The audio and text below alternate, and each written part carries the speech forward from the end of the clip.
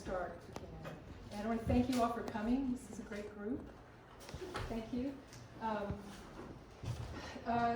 My name is Robin Paris. I'm associate professor of photography, and I and my fellow co-curators, Christine Rogers and Tom Williams, welcome you to this third and final artist talk, which is linked to the exhibition in the Leu Gallery, first floor of the Belmont Library, The Nature of the Future, Artists Confront the Anthropocene, which will be up until May 27th. Are you in a class or No, this is a panel. This is the panel. Sorry. We started right on time. Okay, sorry. Our previous panel discussions featured Matt Hurd as a professor of environmental science in conversation with Russ Thompson, Diane Bronstein, and Carrie Marner. Another panel looked at how raw data that scientists provide can be creatively translated into art and featured Charles Apkin, executive director of the Belmont Data Collaborative, in conversation with Debbie Simmons. If you haven't seen this work, you should take a trip over to the gallery and take a look at how some of the artists translated data into art, right? Very important part of this kind of work. Tonight we look at the responsibilities artists assume and the special role of art in responding to climate change.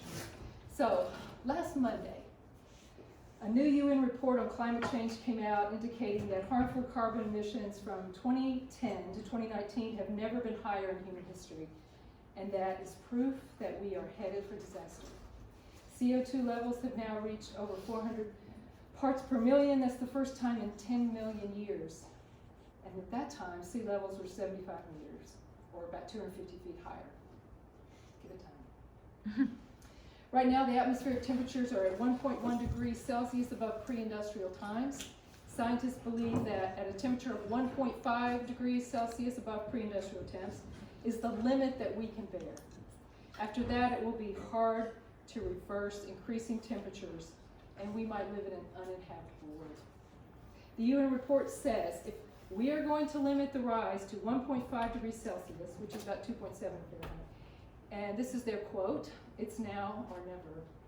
To keep that 1.5 degree limit agreed in the Paris Climate Accord within reach, we need to end global emissions by 45% by 2030.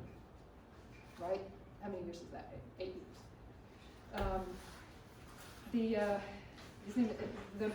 The UN chief, his name is Guterres, he says the current climate pledges that countries have already done would mean that there's a 14% increase, not a decrease. The Intergovernmental Panel on Climate Change has said that unless governments everywhere reassess their policies, some major cities will be underwater, there will be unprecedented heat waves, terrifying storms, widespread water shortages, and the extinction of 1 million species of plants and animals. Agriculture as we know it will be impossible by 2050. The world will start to be uninhabitable. In the news this weekend, right? All right, so I told you last Mondays, now this was just this weekend. A source warned that global warming and its after effects are causing a new kind of refugee in the U.S. Like people from California and Oregon were trying to escape fires and heat and the like. And they're moving to places like Vermont and New Hampshire. They're kind of bypassing the Midwest, going to Vermont and New Hampshire, and oddly, Asheville, North Carolina. And those in the real estate business in those different states are saying that they don't have the housing for them yet, but they're already having demand, people moving to there. So we already have refugees in the United States. And then globally, scientists have presented projections that range from 25 million to 1 billion environmental migrants by 2050. That's the highest average estimate, is about 200 million by 2050. So we are indeed at a crossroads. Facts and figures won't win this war, but what will? Can art move us to action? Can it move us? Yes, it can move us. But can it move us then to do something? Okay, the artists tonight have responded. We have 3 artists from the exhibition: Kathleen Thum, Vanessa Albury, and Barrett, who will show us their work, talk of their processes, and give us their take on this. Afterwards, there'll be a little time for a Q&A. This talk can last till 6:30. If you have to leave at 6, we can put up the QR code for you. Okay, I'm going to start with Kathleen Thum. Kathleen Thum received her BFA from Maryland Institute College of Art in Baltimore and her MFA from Bowling Green State University in Ohio. She's been widely exhibited in galleries, museums, and universities nationwide, as well as receiving fellowships for participation in arts residencies. Kathleen presented her artwork at the 2016 International Petrocultures Conference, a multidisciplinary conference on oil cultures and energy humanities in Glasgow, United Kingdom, and in the 2016 Petrocultures Conference in St. John's, Newfoundland. She currently teaches drawing as an associate professor in the art department at Clemson University in upstate South Carolina. After that, we have Elijah Barrett.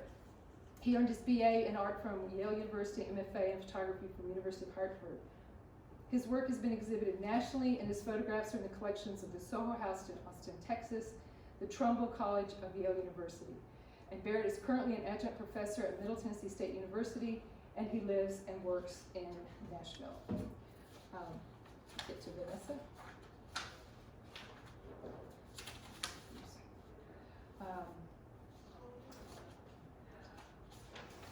Vanessa, I might have to let you introduce yourself. Okay. I know you though. Yeah, just you do it. I'll do what do you my do. best. Yeah. Vanessa Albury is originally from Nashville and went to the College of Charleston and then got her MFA at NYU. Her work she's done many projects where she's gone to Norway on a boat, which is some of the work that you'll see in the gallery right now.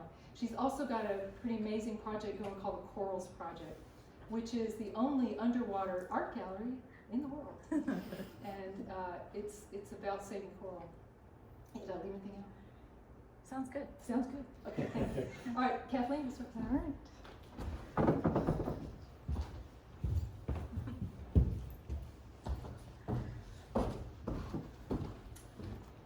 Okay, thank you for being here. Thank you for inviting me and putting my work in the show.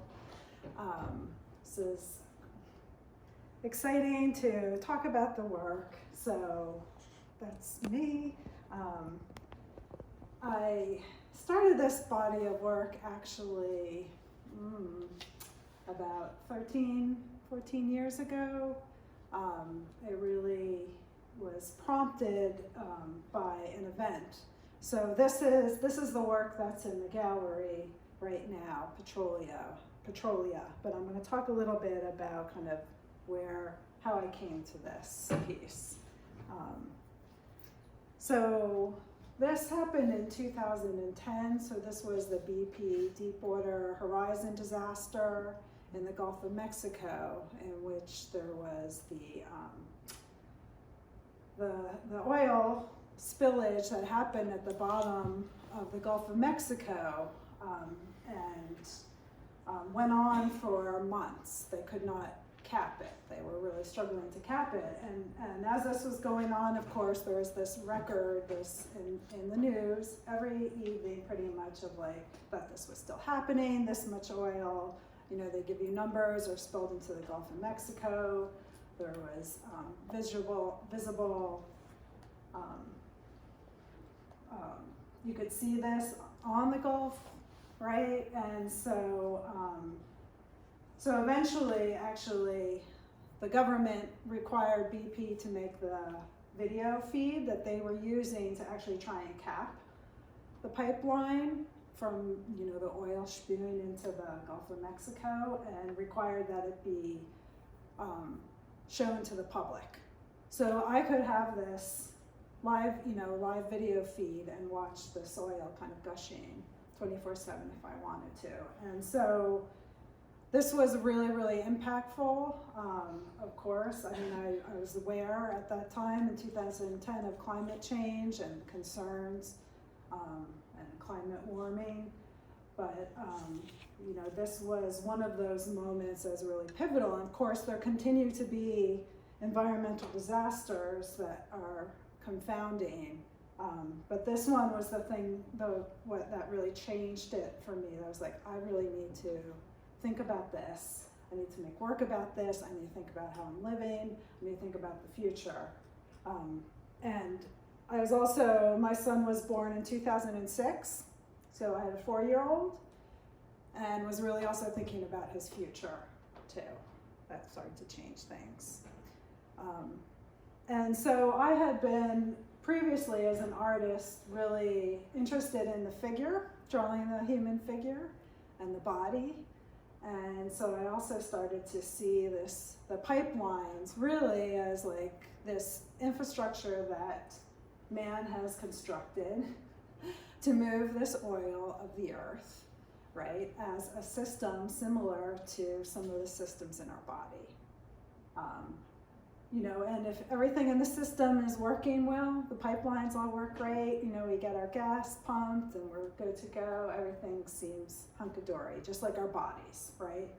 But then as soon as something is altered, all of a sudden you realize, like, this is not working right, this needs to be fixed, there's something wrong with it. And also just thinking too about like that oil in the landscape is meant to be there, and here we are pulling it out, and kind of changing some of the normal kind of ebb and flow of the environment. So in my interest with this, I wanted to know more. I wanted to kind of understand how to make work about it. So I wrote for a grant from Clemson and got it to go down to the Galveston, to the Gulf of Mexico, and visit the offshore drilling rig and museum in Galveston, which is actually a retired offshore drilling rig and a really interesting museum. It, of course, is sponsored by the petroleum industry, right? So they're very proud of all the engineering that they have done and all the manpower to pull the oil out of the Gulf of Mexico, which is a pretty amazing feat. And when I was down there, I also drove around a lot of the refinery areas down along the Gulf. So this is Texas City. And this actually is interesting in that when I was out photographing, I was stopped by a security pretty quickly. So like I have a couple good photographs, and then security, like they showed up and they're like, you cannot photograph here. It's not allowed. And I was like, well, can I draw? And I said, no, you can't do that either. And I'm like, why can't I? And they say, well, it's a security concern, like homeland security concern. And I was like, okay. They say, if you keep doing it, we'll take your camera. So, I got back in the car, very nervous about it.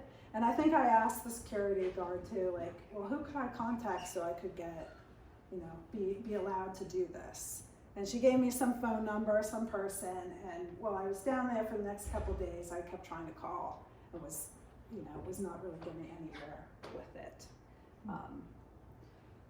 But that just being in the presence of it, like so close, and so I was basically, you can see there's the road, and then on the other side of the road is where I was photographing, had pulled over and was photographing. And so the immensity of some of these oil refineries is vast, so they're basically their own cities, right?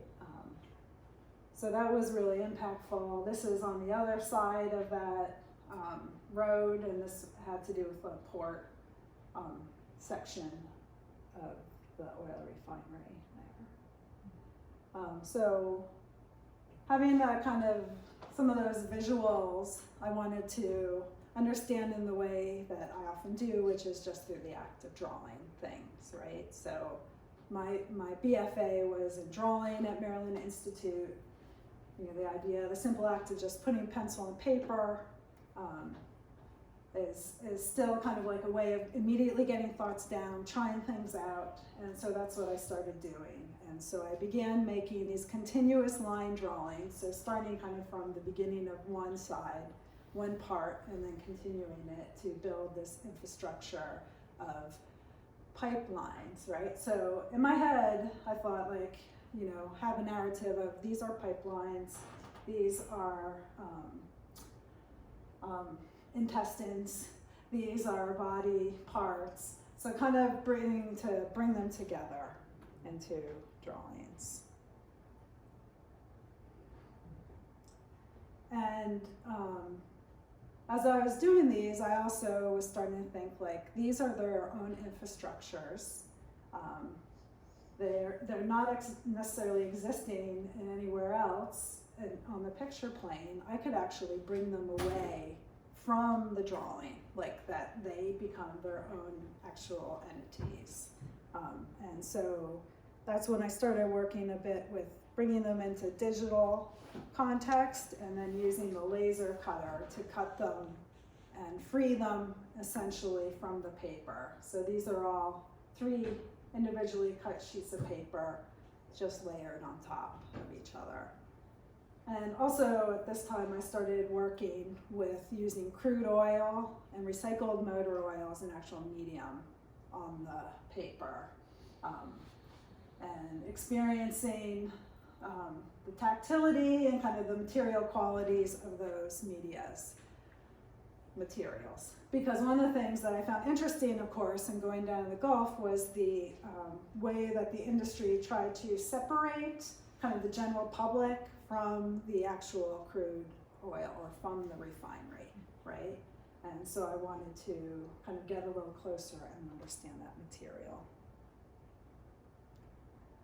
And so I would take these smaller, this is a gouache piece, and then digitize it, and then started to work with blowing them up in scale. So this is similar, a bit larger in scale than the one in the gallery,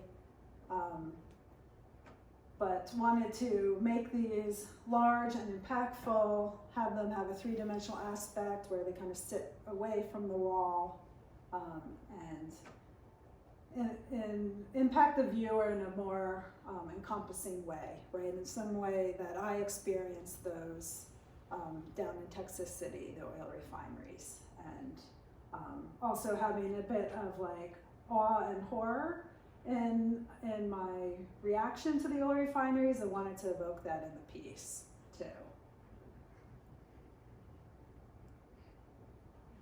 And so they're cut paper on watercolor paper, and I use ink and acrylic on them, and they're in different segments and sections, so I can actually reconfigure them too, depending on the size of the space.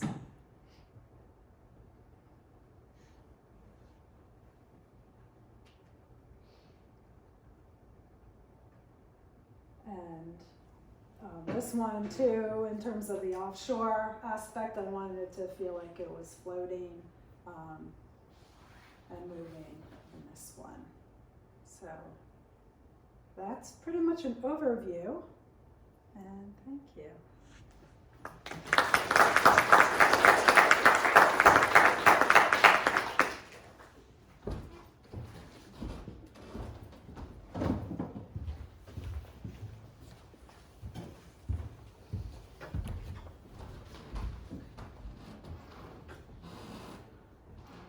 Move this to the point. Sure.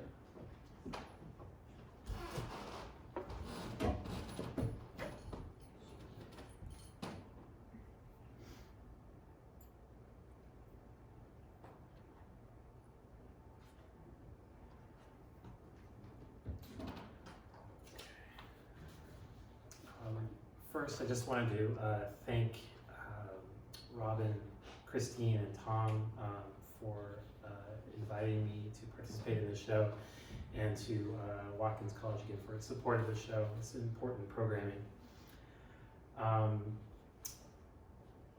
The Nature of the Future show presents 4 key images from the larger body of work that makes up this project that I call Rockport.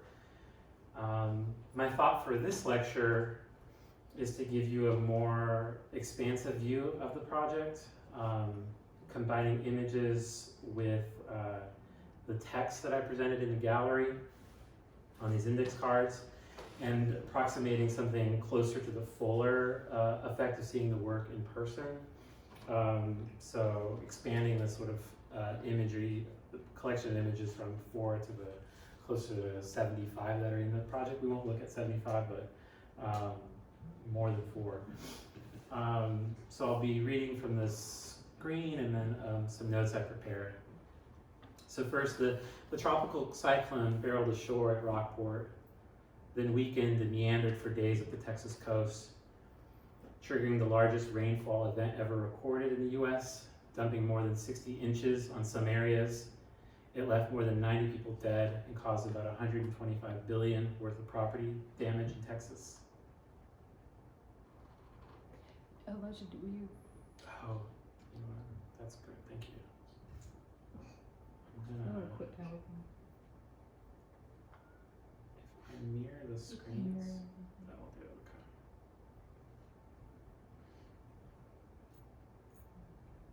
There we go.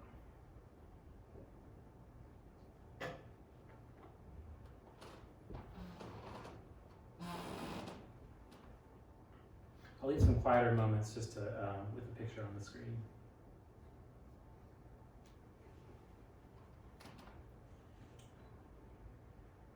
Rockport takes place in the weeks and months after Hurricane Harvey swept through the community of Rockport, a small town on the Texas Gulf Coast in 2017.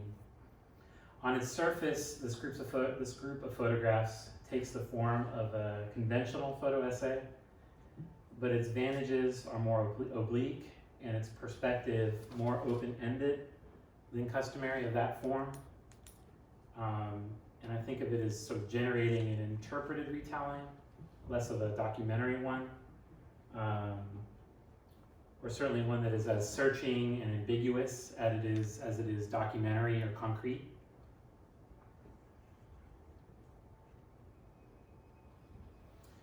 Rockport resident Robert Jackson said riding out the storm was about the most stressful thing I've ever been through.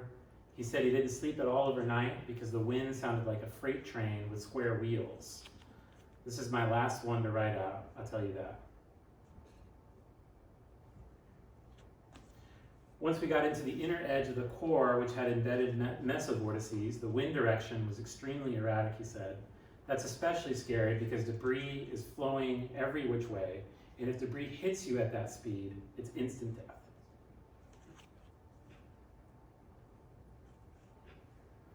The whole city looks as though it's been tipped on its axis. Everything that's standing leans.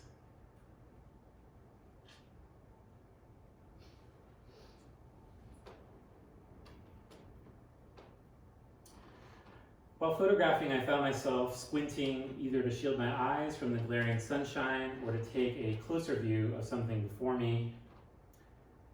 Reviewing the pictures later in my studio, I observed that many of my photographs demanded a similar kind of squinting to see the bare description of the destruction, clash between formal elements in the more abstract still lifes, the bright glimmer of light reflecting off the water.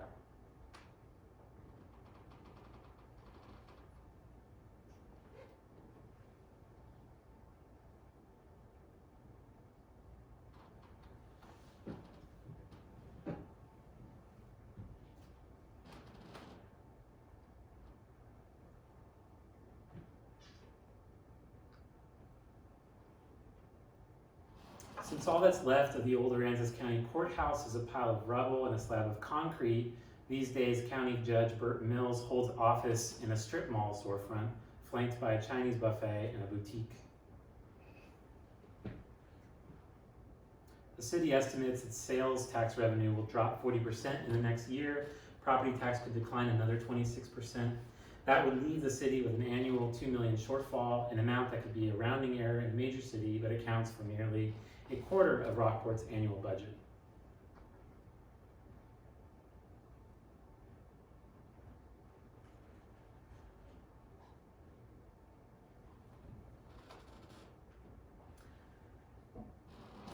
There is no narrative in these photographs, no singular story, but rather the images appear, as artist Ron Jude writes of his own work, as like a poetic archaeology that rather than attempting to arrive at something conclusive, looks for patterns and rhythms that create congruity out of the stuttering utterances of the visible world.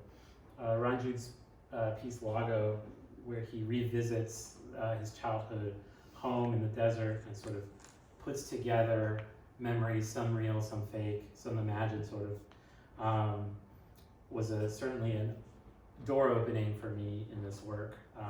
How to put together these, what came to me as sort of these fragments, the pieces of evidence that had some sort of meaning to them, but did not immediately make themselves clear to me. Certainly that line of thinking, this idea of a poetic archaeology, and finding rhythm in the sort of stuttering utterances of the world, the way that images come to you as a photographer, not always sort of the strong signal, but not with not something that always feels immediately graspable.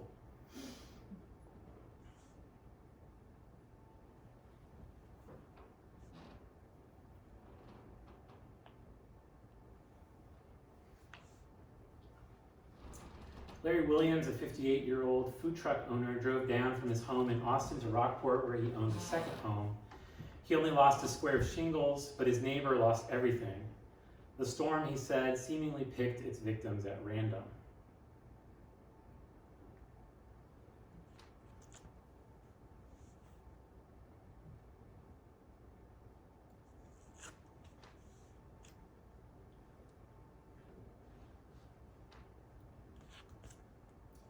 From what scientists observe, climate change has increased the likelihood of hurricanes as powerful as Hurricane Harvey, and unhappily, coastal communities like Rockport face the consequences much more than other places. There would be things that would be thrown away, homes and businesses not rebuilt, and families that would not return.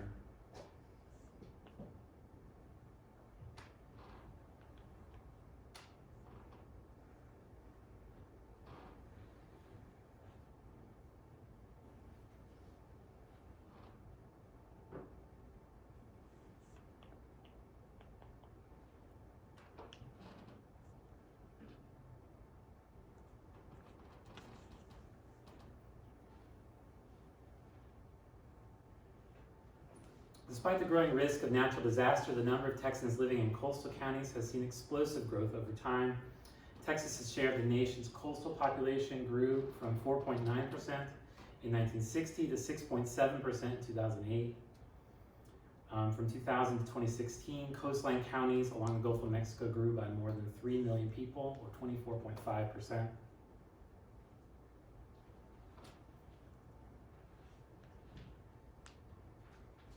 More than 10,000 homes along the Texas coast will flood at least 26 times a year by 2045, researchers say. Scientists expect the oceans to rise at an increasing rate as the planet warms, seawater expands and ice sheets and glaciers melt. Globally, sea levels are projected to rise between 0.66 and 6.6 feet by 2100.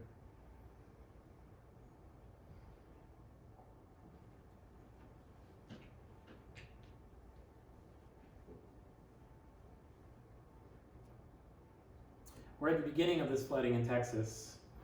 Once you start seeing it over the next few decades, it'll be happening more and more, and there's no going back.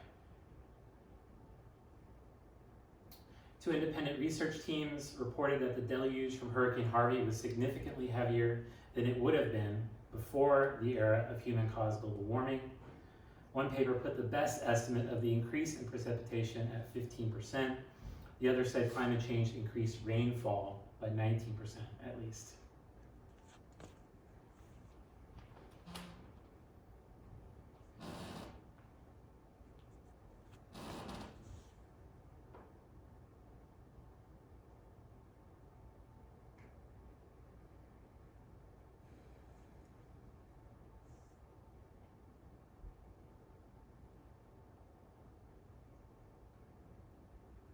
Richard Gonzalez lives in a one-bedroom house in Aransas Pass. His roof was partially caved in, and he's got some broken windows, but the house is standing, so he considers himself lucky. Since the storm, a seagull with a broken wing has been hanging around his place. He's been feeding it Cheetos. There's a bird walking around here now with an orange beak, he said.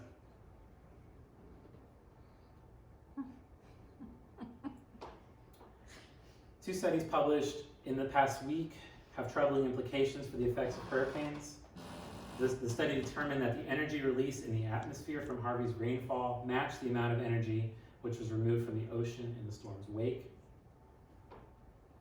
In other words, the study found that the amount of heat stored in the ocean is directly related to how much rain a storm can unload. The implication is that if climate change, driven by increasing greenhouse gases from human activity, increases the heat content of the ocean, then storms passing over it will be able to draw ever more moisture that they can then unload as rain.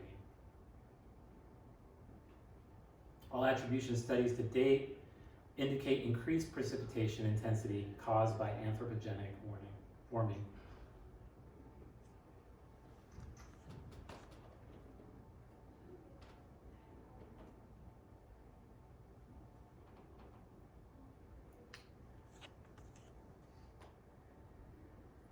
The sign maker and stonemasons together will rebuild Rockport, but Duckworth's eyes hinted that he was tired. They'll rebuild, he said, but today he just didn't really have the heart to do much at all.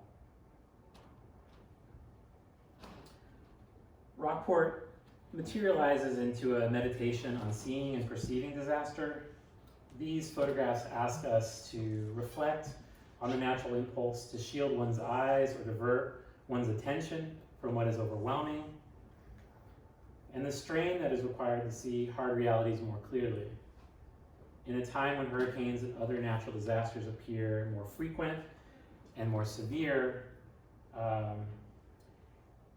in its totality, Rockport is a disorienting, fragmented account of a time between times that is a witnessing of the aftermath of the last storm and the anxious anticipation of the next one. I'll conclude just by flipping through a few installation shots. This is from 2019 at the University of North Carolina, Charlotte. More of a sort of a traditional presentation. But again, trying to think of these pictures as evidence and think about creating an installation experience that led you through the pictures, but also gave you moments to pause and begin to piece images together.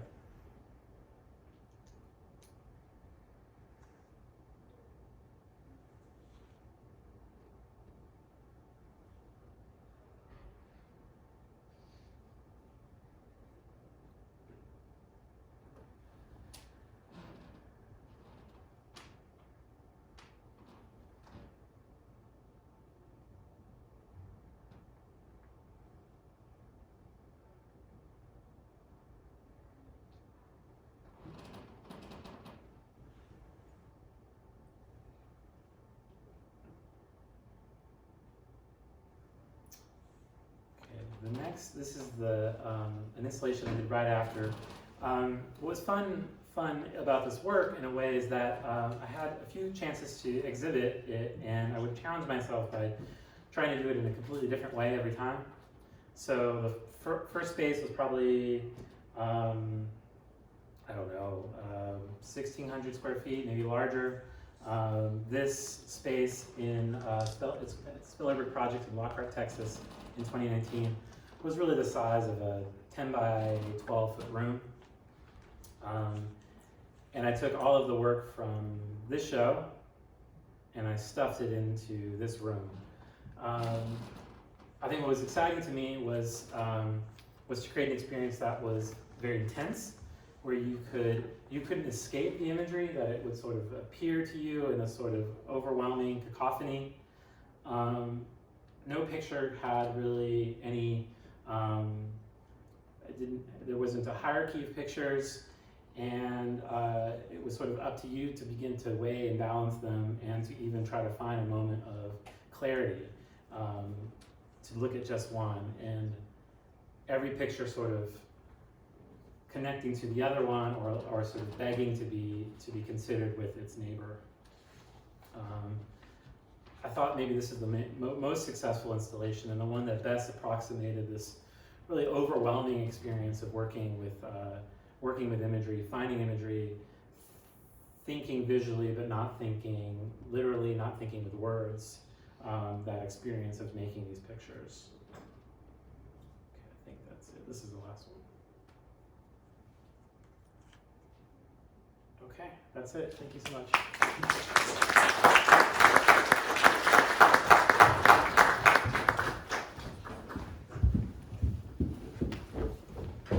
Wow, such good work. I love it. I love how ingenious and resilient humans are, right? Like we can take the most devastating thing and turn it into something really beautiful and powerful, and just really moved by that at the moment by my colleagues. See if I can figure out this computer situation. Let's see. Robin, was it in You Chrome? should be under. Boom.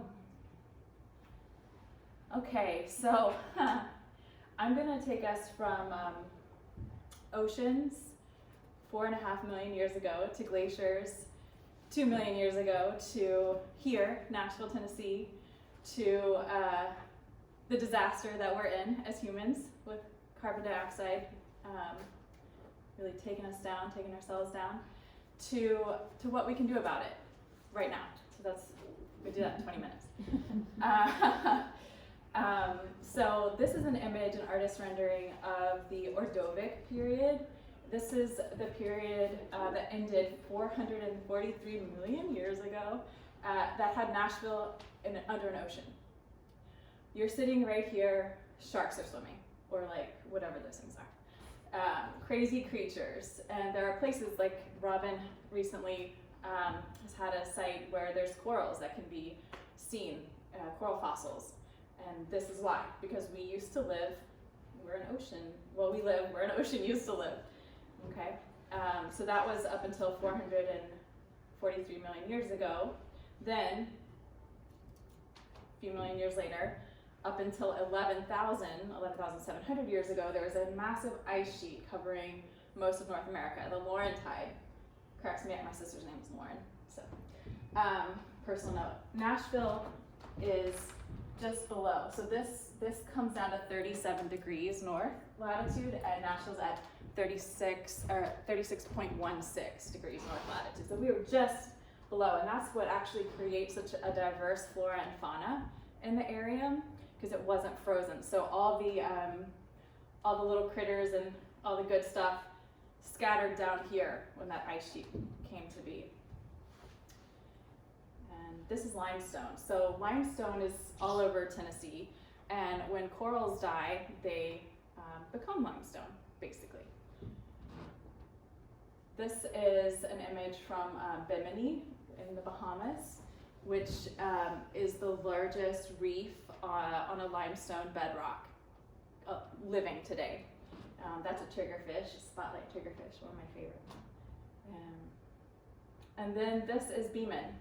Have you guys been out to Beeman? Yeah. So you can see the layers of rock, and imagine the corals that formed those rock.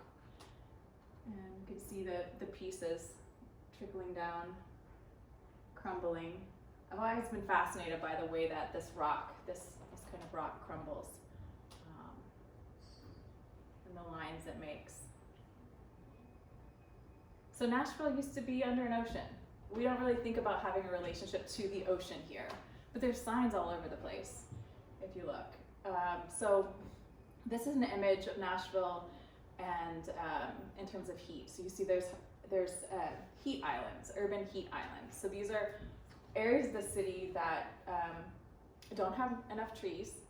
Trees take carbon dioxide, right, and pump out oxygen. We take in oxygen and we pump out carbon dioxide in our bodies and in our activity. So you can begin to see the problem. And this is how those islands are mapped. There's a chart that's not in the image that corresponds with these peaks. But in some neighborhoods you have more trees, and some neighborhoods you have fewer trees, and you directly see the heat prop. So this is one street, and you can see where the sun hit. Okay, it's a terrible image. Where the sun hits and there's no trees, it's a lot hotter. right? We know that in our bodies, but I think it's different to see that in person. So in 2014, I flew first, and then I sailed from New York to Norway to Longyearbyen, to Svalbard. And this is really the beginning of my interest in greening my art practice. It's hard when you see a problem this big and then you're your own little you in the world and you're like, well, what can I do about it, right? But I found out pretty quick on this trip because this is the map of the west coast of Svalbard where we sailed in a barkentine sailing ship. These are places as close as, the closest places and some farther places from where we were. It's about 8 degrees south of the North Pole. And I thought it was really important to experience what glacial ice was. In 2014, NASA announced that glaciers in the Amundsen Sea in Antarctica would forever be melting unstoppably. We couldn't do anything about it. And so for me, it was like, okay, well, this is no pressure, but like I'm gonna try to be with glacial ice. Like, what is it to be with glacial ice? And I wanted to approach it from kind of an explorer's point of view because I was inspired by these frozen negatives found in the Ross Sea area from Scott's expedition about 100 something years earlier. This is the boat I was on, by the way. I'm just kind of loosey-goosey through these. The Zodiac to visit the glaciers. Yeah, so I'll show you those negatives in a second. I thought they were coming up sooner.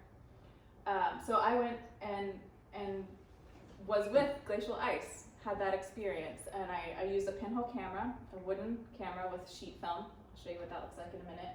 And this is in summer. So in summer, the temperature in the Arctic is freezing at the warmest, and the sun just dips in the sky, and then just goes back up. It doesn't set. It's the midnight sun. So there's an artist's rendering of that. And this is my image of the midnight sun on the first night in the Cape of Good Hope. This is midnight on my first night. And that's me with a glacier and my pinhole camera, so that little wooden box. This was high summer, so this blue ice is the living glacier, and you can't get too close to that because when glaciers call from the heat at freezing temperatures, that's heat, they shoot shards of ice out through the air like pieces of glass. So if you're too close, you're gonna get cut. I'm technically too close. You should maintain about 200 meters from the surface, but I was with the dead ice, which is the darker ice, which is considered to be more stable. And it had a feeling of what it's like to be in an old cathedral. If you've ever walked into one of those places, especially in Italy or France, had that kind of massive spiritual and empty somehow presence. So these are some of the shots of the environments that you'll see in my images. There's a seal on that ice floe right there. A little red-bearded seal, super cute. So I made a darkroom on the sailboat, in a cabin in the bathroom of the scientists on the boat because it didn't have any windows. And with the captain, we were trying to figure out how we were going to get, there's my friend, how we were going to get rid of my chemicals, because in this archipelago of islands, there's no, you don't leave trash there. They take the trash to the mainland, and it was going to be really expensive to take my water-based chemicals, my developer, stop, fix, hypoclear, back to the mainland. I could try to fly it, but that was going to be weird because liquids, right? Flying with liquids was a big thing back then. So it wasn't going to really be possible. And on the sea, the captain is the president. He's the king. He gets to make all the decisions, right? When you're just outside of a certain perimeter of the land, the rules of land don't apply anymore. 98% of the oceans are under no regulation, no rule. It's the Wild West, literally. That's where you hear about slavery on the open seas, dumping couches, everything is dumped in the ocean. So the instructions and the chemicals, we read them, was for professional use dump into the ocean directly. Like that's what it said. Amateur, dispose of it properly. And I was like, well, I guess my project's dead because I'm not gonna dump these chemicals into the ocean and kill the microorganisms that get eaten by the bigger organisms that get eaten by the fish and eventually the whales that I had just, seen that day and been so moved by. But the captain had an idea. He did the calculations quickly that we would put my shot chemicals into the human waste. There's a lot of microorganisms in there, way more than the number that we tabulated that I would kill with my chemicals. And I also pushed my chemicals beyond what they're supposed to do. So when you look at my images in the gallery, you'll see like bits and irregularities, and this is because I didn't use the chemicals the way you're supposed to use them, which means when it's no longer, when the fixer is no longer good, you stop using it. I was gonna use it because I just wasn't willing to not push things farther and see how far I could go with it. So these are those negatives found in the Rosti area in a cabin by a New Zealand scientist who I got to meet at a photo conference, which was pretty cool. But I loved the place is embedded in the negative. You see the dirt and the junk, and they're crusty, and I liked that. This is one of the images. It also made me think of Sally Mann, of course. But I like the idea that the place impacted the image, was part of the image. And I wanted the viewer to have that experience with the image, to have that experience of the vulnerability of both the subject and the photo medium. Because the photographs in the gallery, they don't have glass or anything framing, you're with the bare print. So that's a 4x5 piece of sheet film. And my negative holders on the boat in my makeshift dark room. That's the toilet. My chemical baths, the shower curtain I got out of the way, and his towel I didn't ruin in the dark, my water source. And then the boat's like this, right? Like, woo! And it's total darkness, and I'm like, woo! But it's an adventure, right? Okay, so this is the body of work that I created. I made 8 of the 21 final images. I shot about 110 pieces of sheet film and hundreds of medium format, but I mounted the pieces with driftwood, as you can see in this first image. That could be a glacier, could be a cloud. They're kind of the same thing, but it's a glacier. Because in Svalbard, trees don't grow there. The permafrost starts at about 2 meters down, and then you can't get through. Like, tree roots can't get through, people can't get through, drilling, there's just no, I guess with the right, but like normal people, you can't just dig a hole and you stop there. So wood is considered cultural heritage in Svalbard. If you come across a piece of wood, especially if there's a nail in it, you're not even allowed to touch it. No touchy. You can look, appreciate, because it's a freezer, right? It's frozen there. And the whalers went in the 1400s, 1500s, 1600s to get oil, to light the city of lights, Paris and London, and they used whales. So they buried the whales, but they just got pushed up. And the cabins that they built that were meant to be temporary, if they had been built here in Appalachia, for example, they'd be long gone. They're kind of preserved. So if there's any piece of wood, it's considered part of that situation. So this wood is actually from the Canadian Arctic, where I printed some of these images. Some of them I printed at the Old Watkins, which is not flat. And then some of the pieces of wood are from, like this piece from the Canadian Arctic that drifted down into Buffalo, New York. And then the other pieces, the shelf-like pieces, are from houses that had to be torn down in Buffalo because there's too much wood there. The houses are not inhabited because it's in the Rust Belt, and they're fire hazards, and the houses burn down. I really liked this contrast of wood is precious, no touching, and wood is a problem, take it to the dump. So the piece both of these pieces are in the show, but in new forms. Double mountain, double glacier on the floor there is now on the wall in the show, and glacial ice is now on the floor on pieces of limestone that I collected at Beeman. Another piece from the series. This is the back of that piece of ice. That's a piece of glacial ice on an island that 2 years before, one of the polar bear guards we were with, that island didn't exist. The glacier had receded and revealed this little island. We called it the magical island. It had a little bit of everything.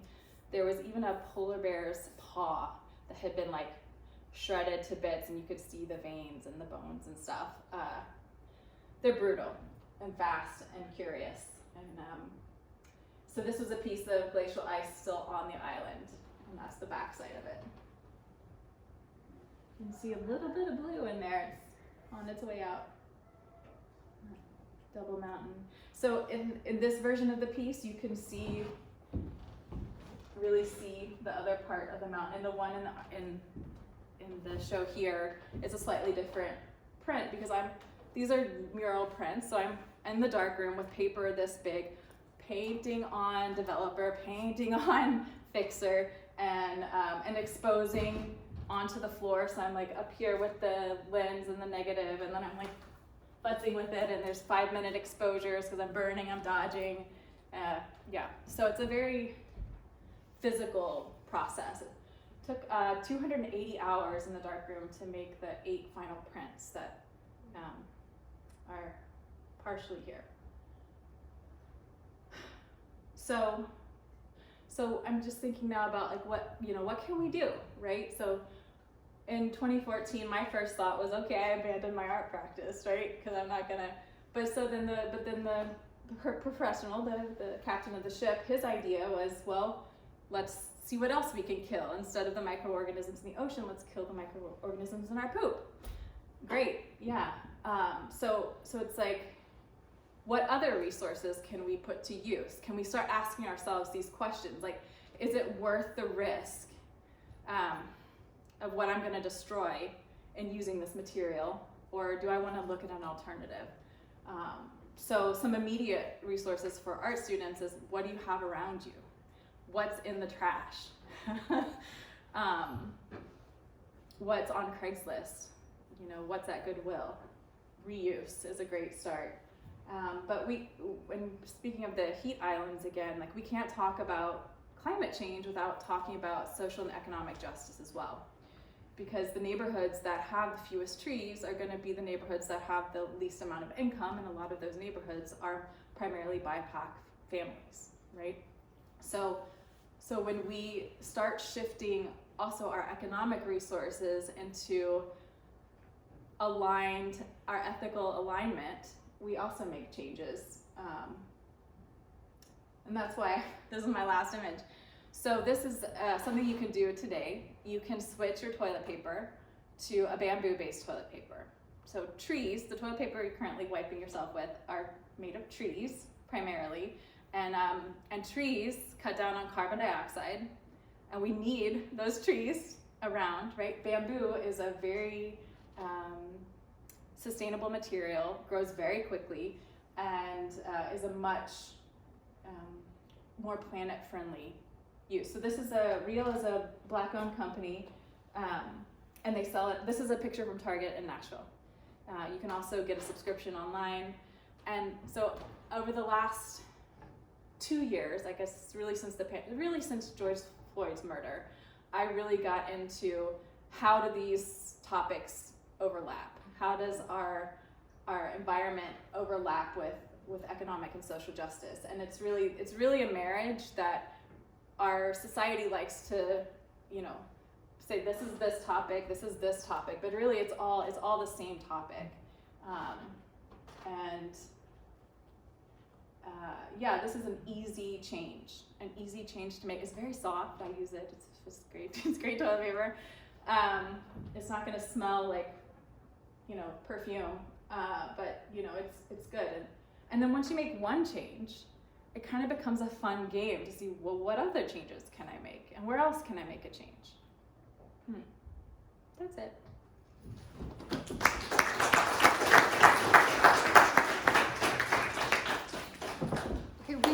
it is about 5 to 6, but if you can stay for some question and answer, it'd be great. And we have microphones if you can't hear us, but if you can, we'll do them. Thank you, Vanessa, thank you all. So we've been thinking about what is the role of art. Can art make a difference in something as big and as important as climate change?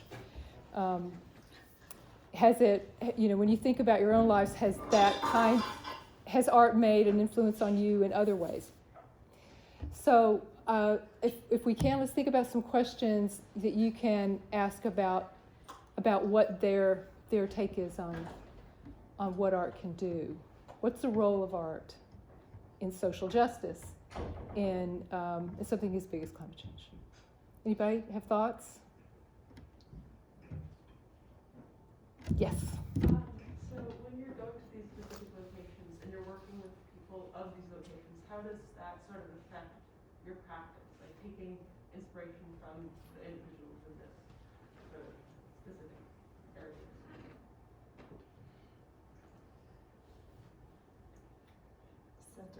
I feel like you have the best experience with this. I don't know. That's so funny. I thought that they were teeing the question up for you. Can you repeat the question? I it was going straight to you. So when you're going to specific locations and working with specific individuals, how do they sort of affect your practice, basically? I don't know how satisfying the answer will be. I think one sort of artistic strategy. So when I approached my project, this was not like a longitudinal study. It was really a brief time. I think in total I was only shooting for about less than a week over 2 trips, and but then spent maybe a year kind of editing and mulling it over and trying to figure out how it worked. And initially that limited view felt like a disadvantage, like that I had an obligation to go deep. And so the more I thought about it, I wondered whether there might be something illuminating in sort of preserving this kind of ignorance, that to sort of preserve this sense of that I wasn't an expert and that I wasn't going to make a project that pretended to know everything. And so in that way, these moments of, there are only a few portraits of people, and they sort of appear in this sort of obtuse kind of sort of off, oblique, I guess is the word I'm looking for. There aren't a lot of direct portraits. We don't have a complete sense of who people are. And I suppose that was to sort of, in a sense, I guess I was interested in, like, rather than making a portrait project, was sort of having more of a sort of a democratic feel between the people and the objects and this other kind of evidence I was finding. So ultimately, besides a few conversations, a lot of my conversations felt like the quotes in the that I read, that they feel sort of short. They sort of tell you something specific, but then you sort of leave with a lot of questions still. So, thanks. I've been working a bit more recently on coal as a subject matter, and so I have been doing more going to locations and talking to people a bit about coal and their experience with coal, their history in the mining industry, and I do like the conversations do affect the way that I think about it in my work, and although I'm not actually representing the people, I feel like I'm trying to represent a bit of some of their views and what they're communicating to me. So it's very interesting. I feel like it's not working. I feel like I work with people more from a curiosity place. Like most recently I've been involved in projects in my neighborhood in Brooklyn around, is that working? No. Around social justice and the environment, and there's a project called the Freedom Market that I'm an organizer with, and so it's been interesting putting up flyers, for example, that are selling bundles that are all eco-friendly products, mostly made by Black-owned businesses, some BIPOC-owned businesses, and then watching people's engagement with the flyers. I live in a primarily Polish neighborhood, and a woman went behind me and literally tore them down. She had a real problem with, racism, I would say. So it's been interesting to me to watch our interpersonal relationships with the bigger society that we live in, and then trying to figure out, well, how do I engage with somebody like that? How do I reach somebody? Because it's going to take all of us to shift from gloom and doom, like the torture that we're creating for ourselves, into a better system, and it really.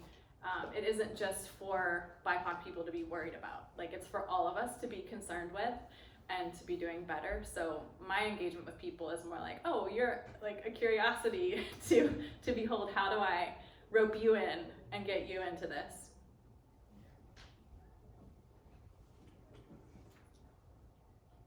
Other thoughts? Have you all had any time, particularly to get any kind of feeling from people who might look at your art, people come to the art gallery, about what they feel about climate change, or what they feel that your work says, or do you feel that you've reached anyone? Hard Yes, question. I do. It's one body at a time, especially with choral projects, because that's the project that was kind of born from this project, where I'm creating eco-contemporary art underwater to repopulate and rewild oysters in the New York City area and corals in a site in Jamaica and hopefully across the world. When people saw my exhibition at Spring Break in 2019 of that project, they were excited, and many people were very excited that artists were considering what they could do to contribute to the solution. And I think, when we all start looking at these problems as part of every industry, and you might not think that artists are so tied to the environment directly, but we actually all are. And so when we start looking at every industry as tied directly to the environment, it changes our perspective.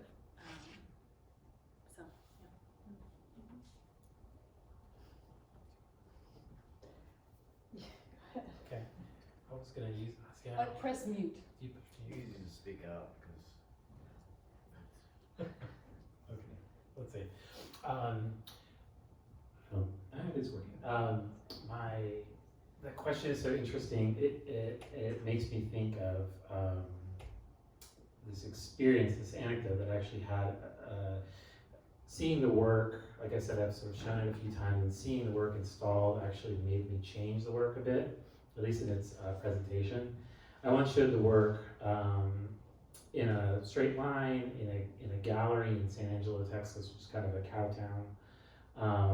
And I had a very I'm an artist checklist, where it was everything was untitled, and it had the specs and the material, but nothing had a name. There was sort of no information except for my artist statement. And I remember seeing this visitor come to the gallery, and she grabbed the checklist, and she spent the whole 10 minutes looking at my checklist, untitled, window, whatever, and then looking at the piece, and then looking at the size, and then moving on. And that feeling was that she had had this experience, maybe of the imagery, hopefully, but had sort of left with nothing else. That I was coming to this art from this well, it's just the imagery, and that will be affecting enough, and that's all I have to do. And I think after that feeling, seeing that person go through the gallery, and maybe it's me projecting on her experience, but I felt that made me feel quite like what I felt like I was just at that moment, especially it was sort of aestheticizing disaster, and it was at that moment that I started to think about what more could I do to bring context to the work, but in a way that didn't betray I think more artistic intents, which were about creating something that was still puzzling and mysterious and that you had to sort of work your way through. So that's kind of where the quotes come from. So they appear in little index cards, and I hang them in a gallery, and they're just as fragmentary as like the pictures are. That's where things like the you know, so you have the strange Cheeto quote, the bird with the Cheeto beak, and these like really rational artifacts to sort of to make these two things come. All of this information comes to you again very democratically. So I sort of wanted to model that, but that was an instance in which a viewer sort of changed the way that I was presenting the work. Okay, let me try that. Hello? One more time.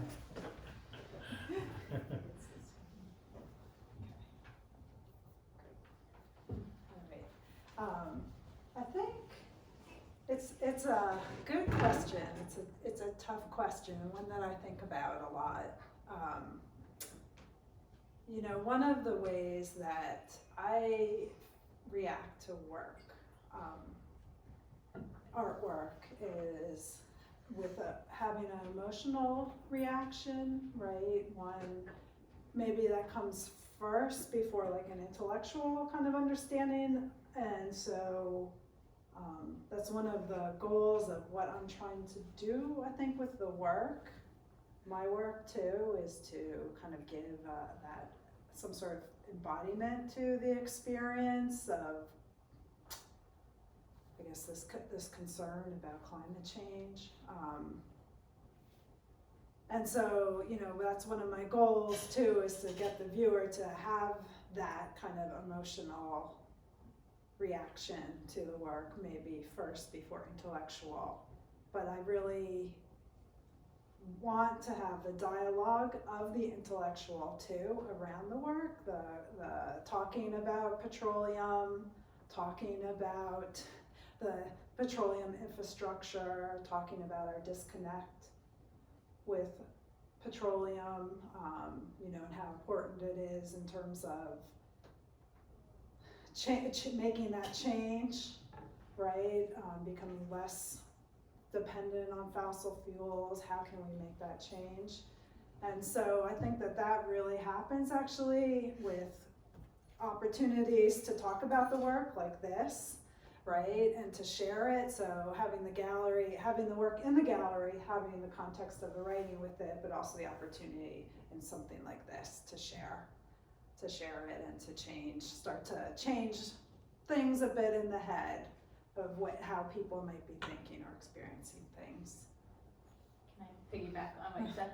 I really appreciate that, especially in relation to petroleum and plastic, because plastics are made of petroleum, and it's really difficult to recycle plastics and actually reuse them. A lot of cities, I think Nashville for a time wasn't accepting certain plastics anymore because no one would buy them, so they would, you know, the recycle center would have it but then have nothing to do with it. There are trash bags that are made of plant-based materials, and so you can actually eliminate plastic waste in the landfills by erring on the side of these plant-based plastic bags. There's a company called Repurpose that makes them. They're not super hardy, so like don't demolition a house with these trash bags, but like your kitchen trash or your bathroom trash is totally doable. It's another little step you can make to wean yourself off of petroleum.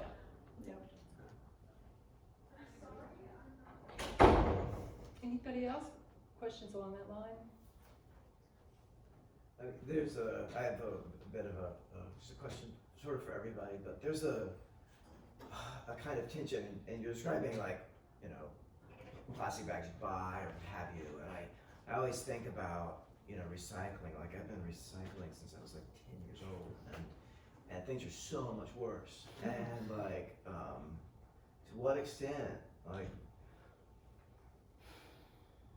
you know, how do I say this?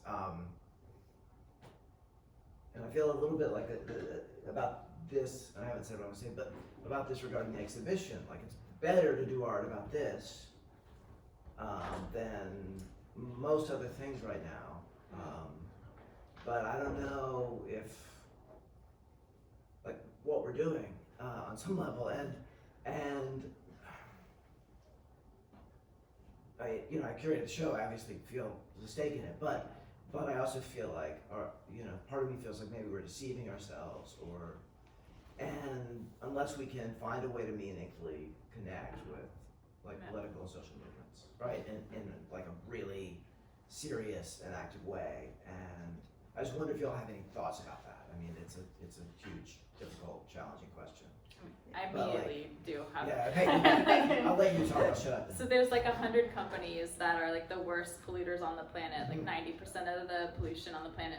And they're all economic driven companies. And when we as individuals start making different purchases and stop purchasing their shit, literal, and putting ours into non-plastic trash bags, for example, we start to take a share of their profits.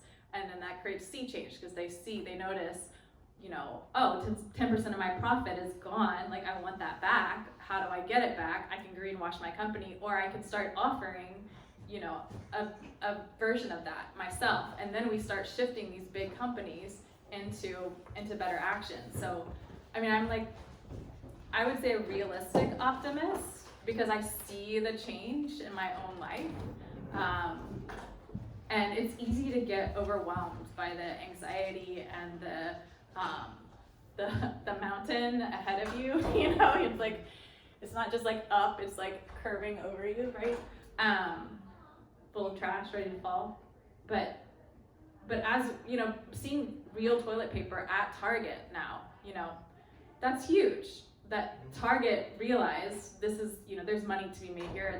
There's a reason this is important, and I think it's just a small scale, a small step of like the greater picture that we can generate through these conversations. And I think art is about dialogue, right? Like, when you see a piece, it's you and the piece and the moment of creation and conversation with the artist, and hopefully that conversation is ongoing.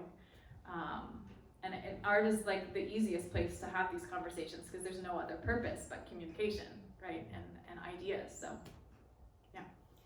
I think one question is, do you think that those small moves, that we have time? Is there time for that? Is it maybe not a bigger thing we have to do? I mean, I think scientists are looking to artists because they're saying, we're not getting the message out. Nobody's getting this. So what is it? So they look to artists and think, can you help us get the message out because if you have data, right? You hear it and you think about it, but if you have art and you have an image, hopefully something lands in a more emotional way, right? That leaves an impact that can have a possible change, right? So, do we have time to get Target and those places to change, and will that make a difference by 2030? It's like every fraction of a degree counts. Every fraction of a degree is a city that didn't go underwater, and yes. a house that didn't go underwater, and a family that didn't have to move to Nashville from the coast. They won't be moving here. Yeah, I mean, and the equator is where the biggest sea change is happening, and this is mostly Black and brown populations that are going to be environmental refugees in countries like ours and the Midwest, primarily, probably. So yeah, I mean, it's like, what other choice do we have? We can enjoy the beauty of the chaos, like the seagull with an orange beak. Like, that image came to mind. It's just beautiful chaos, and be fatalistic about it. Or we can make incremental changes, whatever changes we can as individuals, and feel that empowerment, and then spread it like a contagion, which is what I do. Anyone else have any ideas? From what I understand, politicians do actually read your emails. That will make a difference.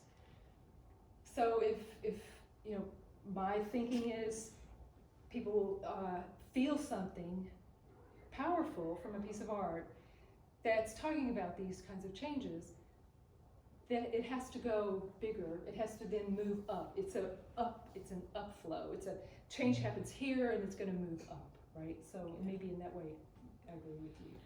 Yeah, but there's also like the owners of these big companies, they have kids. They have kids y'all's age, right? And then their kids put the pressure on them, and then suddenly a company that was making like huge problems has the pressure internally. Like, I think change can happen fast with the right things in place, with the right energy in place, with, you know, the mindset in place. And I think right now it feels dire, and it is, but anything can happen tomorrow. Yeah. Yeah, I mean, I think about, you know, the piece that you made, Kathleen, and how that can help folks sort of reconnect with the idea that this exists, that these problems, that this oil industry is this complicated and difficult, and you can't find the beginning and the end, but they reconnect with the feeling that gives them that this is real. What can they do? Then maybe they ask, what can I do? And like I said, it's going to take a big movement to get anything done by 2030. It's going to take a lot of work. It's going to take huge effort on everybody's part, right? And so, you know, who do you talk to first? You know, maybe the people who are making those decisions. You know, maybe the people you want to see this are the ones who might take action because it landed. You know. It also seems like your neighbor. You talk to the person beside you. Like, yo, I see this problem. Do you see this problem? Yeah, I see it too. What are we gonna do about it? And like, you know, I think that's what at least I've seen in Brooklyn, especially around social justice in particular. You know, that the protests that came out of that. There's still a gathering happening every night in McCarran Park, and they're at like day 500 something plus of gathering and protest of the body count of black lives. I just read, it was in the New Yorker a couple weeks ago, about a climate activist group. I think they're called, if I can remember, Sunshine? The Sunrise Movement? Sunrise, thank you, yes. And it was a really good article because, you know, they talked a bit about strategy and looking back at the civil rights movement in terms of how that movement started to move the needle and to actually make change, right? And so, you know, it's like, I think that art and kind of culture can move the needle too, right? It can make that change so then then the big thing can happen. And I think that is very hopeful, in feeling like one little person can maybe do something because it is part of something bigger. Any other thoughts? Did you wonder how people who do this kind of work, how do they take care of themselves? This is difficult. These are difficult things. This is the kind of thing that could, you know, make you lose sleep and lose your appetite. So how do you take care of yourselves?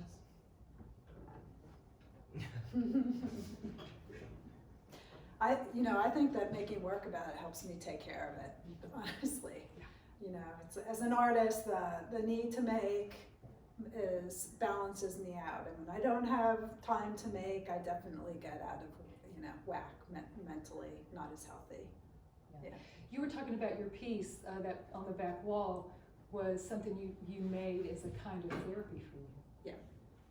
Yes, absolutely. I use therapy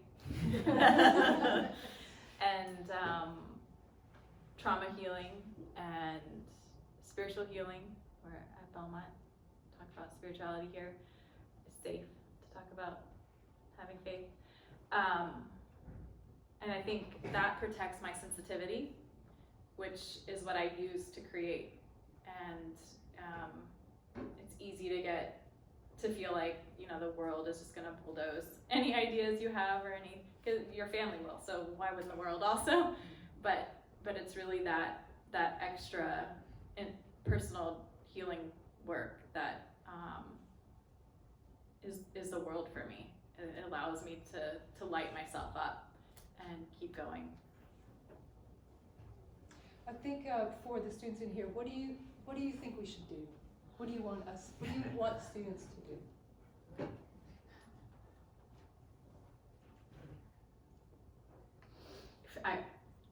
You have power. Be in your power. You know, you don't think you have power. You think you're like a kid in an adult body, and you are.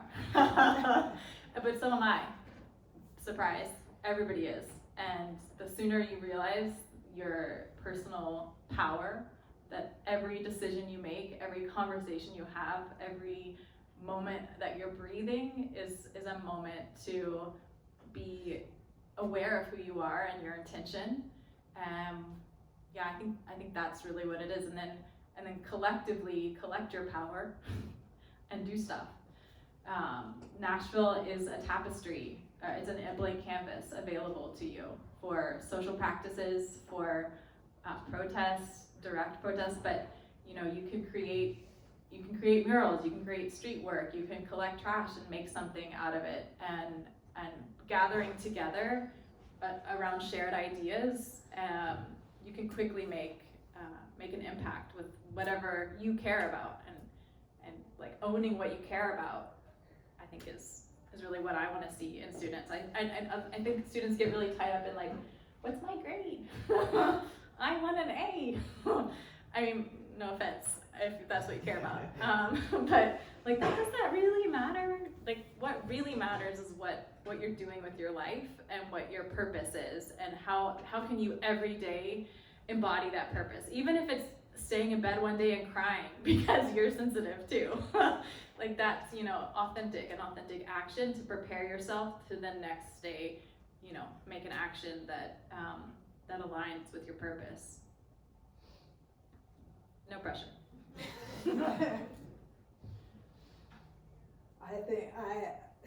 I think she got it. Yeah. All right, any final thoughts? We got about a minute or two. Comments or questions about their work in particular, an image you saw, or what do you think?